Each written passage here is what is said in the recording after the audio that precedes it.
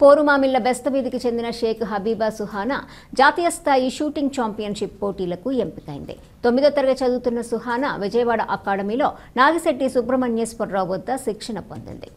South zone shooting ఛాంపియన్షిప్లో మెరిసి జాతీయ స్థాయికి అర్హత సాధించింది.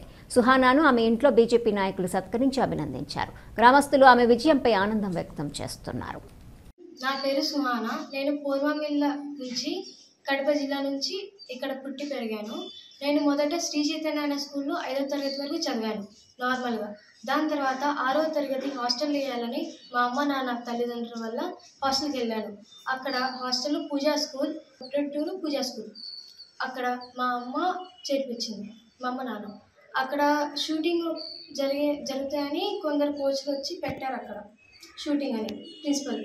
దానివల్ల నేను కూడా అక్కడికి వెళ్ళాలి, నేర్చుకోవాలనే ఆశతో మా అమ్మని అడిగితే సరే నీ ఇష్టం అని తల్లిదండ్రులు అన్నారు. దాని తర్వాత అక్కడికి వెళ్ళి అక్కడ నుంచి నేను ఫస్ట్ ఆడింది డిస్టిక్ పొలిటూరు క్లబ్లో, ఇక్కడ విజయవాడ క్లబ్లో, పొలిటూరు క్లబ్లో, అక్కడ జార్జ్ క్లబ్లో ఆడాను.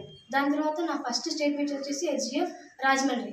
మొదటిలోనే బ్రాంజ్ మెడల్ కొట్టి డిసెంబర్ 31 రాత్రిన బ్రాంజ్ మెడల్ వచ్చిందని అన్నారు వాళ్ళు అక్కడంటే. దాని తర్వాత నేషనల్కి సెలెక్ట్ అయ్యాను. నేషనల్స్ ఢిల్లీలో ఆడాను. దాని తర్వాత అలా ఆడుకుంటూ 2-3 సంవత్సరాల తర్వాత ఇక్కడ విజయవాడలో ఇంకా మంచి కోచ్ దొరకాలని షిఫ్ట్ అయ్యాము 1 year క్రితం. దాన్ని అక్కడ పీప్ సైడ్లో వచ్చాను. పీప్ సైడ్లో మొదటి గేమ్ ఆడింది ఇక్కడ తెన్కాసి కేరళ.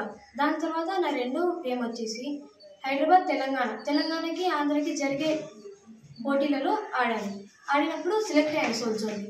అక్కడి నుంచి తిరుచి నుంచి ఇంకా తిరుచిలో కూడా ఆడాను సౌత్ జోన్. దాని తర్వాత ప్రీ నేషనల్ ఆడాను భోపాల్లో.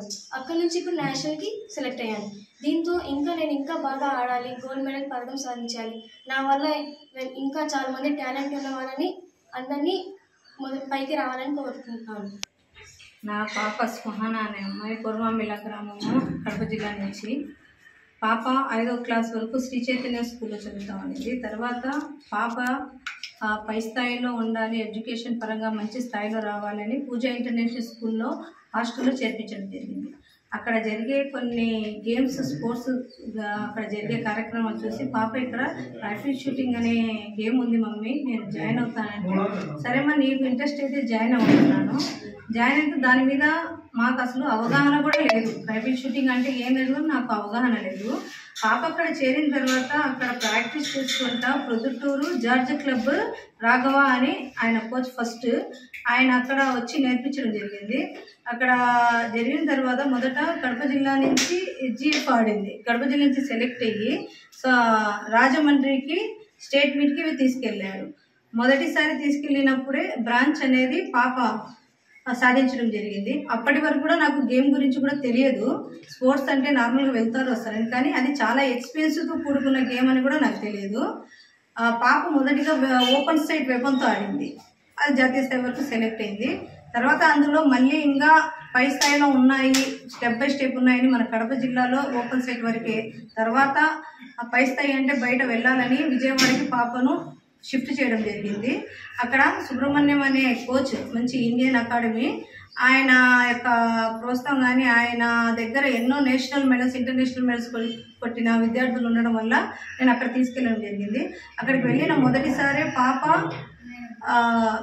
NRI సంబంధించి స్టేట్ మీట్కి తీసుకెళ్లారు ఆయన మొదటిసారి. పాప పీప్ సెట్ తీసుకున్న 1 monthకే ట్రైనింగ్ ఇచ్చి తీసుకెళ్లారు. ఆ NRI దాంట్లో పాప రాష్ట్ర స్థాయిలో అక్కడ కొట్టడం జరిగింది అనమాట. అంటే వీళ్ళు గేమ్ సింగిల్ అనమాట, టీం అనేది ఉండదు, చాలా ఎక్స్పెన్సివ్తో. ఇంకొకటి అక్కడ తల్లిదండ్రులందరూ అక్కడ అందరి సమక్షంలో జరిగే ఒక గేమ్, కళ్ళ ముందే ఎంత స్కోర్ కొడతారనేది మాకు తెలుస్తుంది అనమాట. అక్కడ ఏవి కూడా కానీ బోగస్ కానీ ఏదైనా చేసేదానికి కూడా ఆ గేమ్ అనేది లేదు. వాళ్ళ టాలెంట్ మీదే ముందుకు రావాలి తప్ప అది ఎవరికి కానీ సాధ్యం కానిది. వాళ్ళ ఏకాగ్రత, వాళ్ళ స్టామినా, వాళ్ళలో ఉండే నిబద్ధతతోనే ఆ గేమ్కి ముందుకు రావాలి. ఎంతోమంది 3-4 సంవత్సరాల నుంచి ప్రాక్టీస్ చేస్తూ కూడా నేషనల్ వరకు వెళ్ళాలని ఇప్పటికి కూడా వాళ్ళు ప్రయత్నిస్తూనే ఉన్నారు. కానీ ఆ పాప చిన్న వయసులో తనకు ఆ టాలెంట్ ఉండడం వల్ల ఆ స్థాయికి రావడము, ఇంకా కొందరు నన్ను కూడా సపోర్ట్ చేయడము, లేదు పాపలో టాలెంట్ ఉంది ముందు పై స్థాయికి తీసుకెళ్తే ఇంకా బాగుంటుందంటే మా స్థాయికి మించిన అయినా కానీ నేను తనను తీసుకెళ్ళాలి, నిలబెట్టుకోవాలని ఆ పాపను తీసుకెళ్తున్నాను.